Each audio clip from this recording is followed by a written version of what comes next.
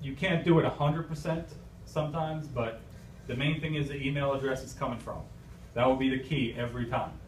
Okay, like Lowe's.com, Home Depot, all those same email address it'll come from. If you're not sure, don't click on it and close it, and then open it back up, the internet, and then go under Lowe's.com. Go straight through their website, so you know it's directly through them. You can always do that. Okay, I do that all the time. But if I'm not sure about it, I'll close it out, open it back, my internet up, and then go under that website directly. This way I know I typed it in right, and I know I'm on their website secured. No issues. Okay, if you're not sure, don't click on their link to go onto their store. Okay, if you're not sure, close it out and then open their store up. Next. This one, you got to be really careful. They're getting really smart. Okay, these windows that pop up, these pop-up windows. Usually your internet will stop that. Usually is an internet a pop-up blocker. Okay, but sometimes they get through. Okay, you got to be really careful with that X. Okay, that you click on it. A lot of times, if you don't click on it right, it'll click in the box. It could be malware, a virus attached to it, anything. And they'll put that X anywhere around the four corners. Okay, usually they might not be in the top right-hand corner. So just be real careful, because they're really, they're getting good with that. So make sure that pointer is in there when you close it. Well, you can always close it on the bottom where the little strip is. You can right-click in it, close, and it'll close out the box. Okay, either way, but just be really careful about a pop-up that pops up, and make sure you close it properly. Don't minimize it. Get it off there. Next.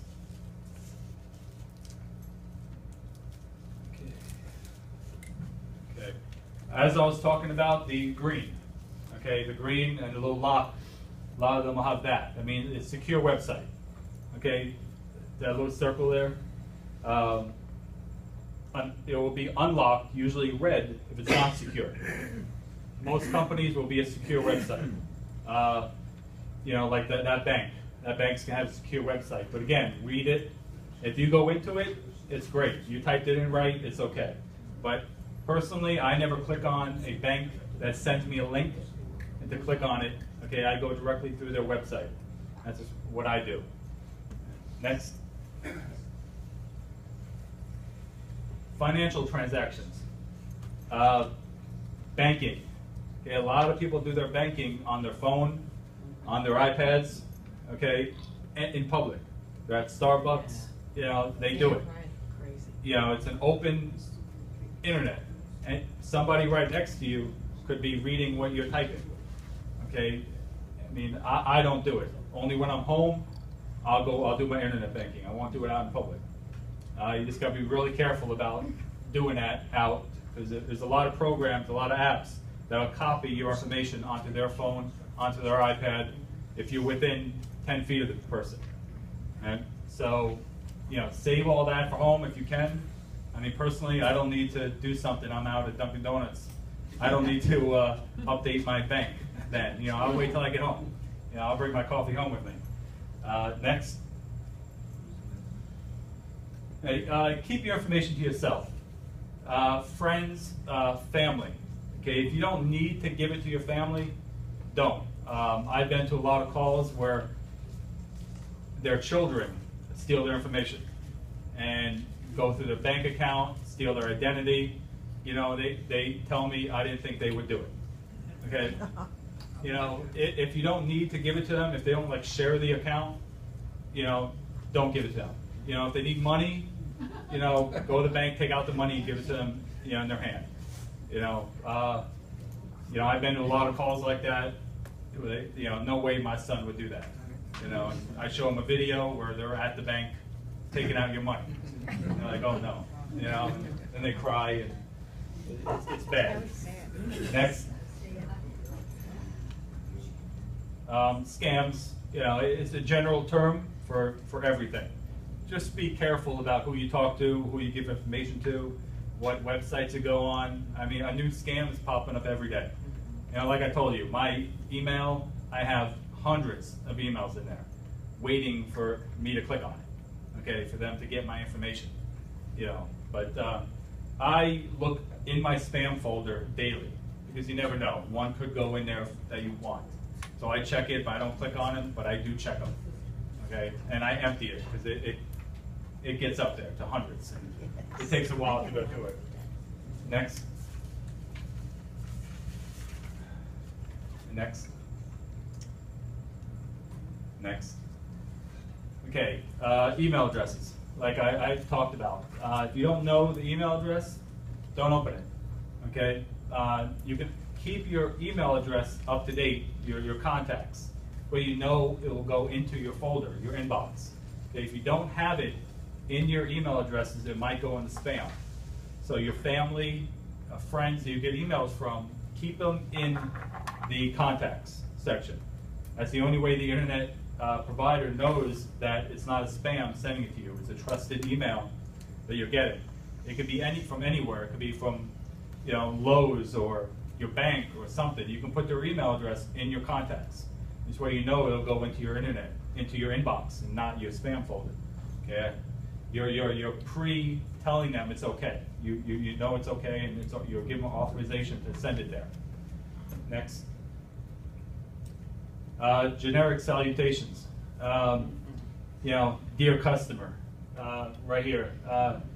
Hotmail customer care, right up here. Dear account user. You know, my bank says, you know, good morning, Edward, or you know, something like that. You know, they're usually more personable than that. Generic, I'd be really careful with because you know they sent it to you. They've sent it to 1,000 people or more. You know, for the same exact thing. Next.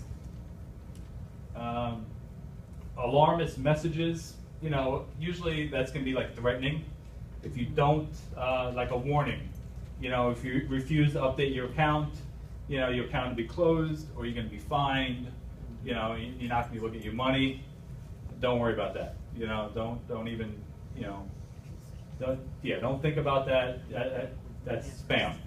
Okay, they're never going to threaten you on that. If you have any questions, close it out and then go on their website and email customer care or call them. Usually they have a 1-800 number.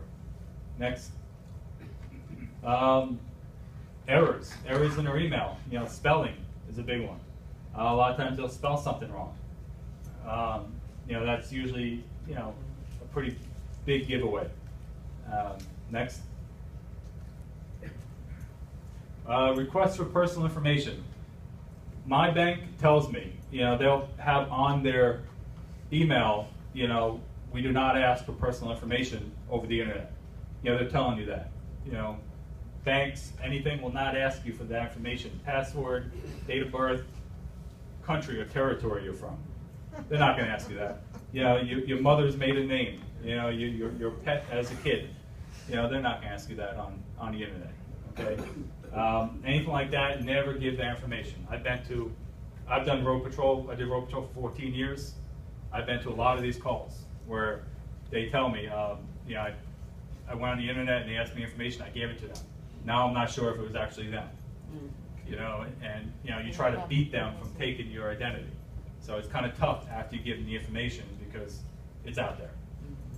Next. Okay, passwords. Next. Okay, keep them secret. You know, the strength. Usually they'll tell you how strong it is when you enter a password. A lot of them now require a symbol, a number, uppercase, lowercase, you know, which you forget them, okay, because there's so much now. I mean, I have 15 different passwords for my work, for different programs I have to go into. You know, if you have to keep it in a file at home, do that. You know, keep it in a file, your password, keep it hidden somewhere where only you know it's at. You know, because now they're trying to protect you more, but they're making it harder to remember your password. So keep them at home, and because if you put in too many, a lot of times you're locked out, okay, for a period of time. You know, and it could take time to get back in. So write down your passwords and keep them up to date. Remember, when you change a password, we got to change our passwords every 3 months, okay, and for all my websites I have to go on, all my programs. So I'm constantly updating that piece of paper. All right. Next.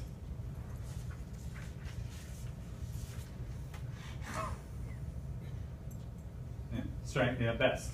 I mean, you put in a good password. Okay, it'll tell you strength. Next. Use different passwords. Don't use the same password for everything. Your bank, your email. A lot of people like to use the same one, so we don't have to remember it. But try to keep it different. Next.